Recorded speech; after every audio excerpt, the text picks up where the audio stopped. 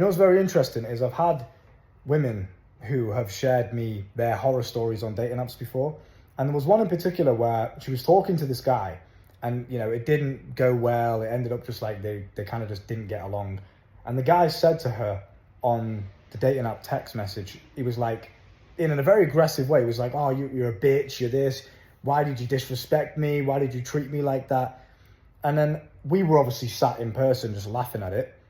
And I was also kind of feeling sorry for the guy because most men just don't understand this. But it's very interesting how men will hate on women for being disrespectful towards them or not treating them the way they wanted to be treated when they don't even have respect for themselves as a man. You don't even go to the gym. You sit on your arse all day bumming around playing Call of Duty on your PlayStation and then expect women to treat you with respect.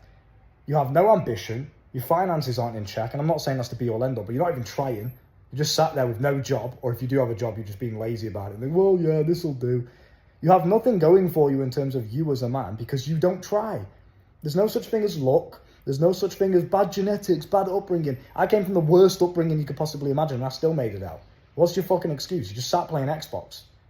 So, first things first, if you want women to treat you with respect and you don't want to be like this guy who's getting disrespected and getting walked all over and getting treated like shit, basically, I'm not saying that that's okay, but I'm saying that to some degree, you are not entitled to anyone's respect. You're not entitled to anything from anyone, especially women. You as a man have to do the work of showing her that you are basically not a fucking psychopath. Women, I'll give you some free game real quick because I'm feeling generous today. Women are very, very cautious in terms of men. They're very like step by step with it, if you know what I'm trying to say.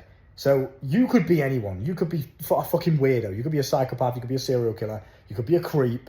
You could have, I don't know, you could have something wrong with you, right? In that way.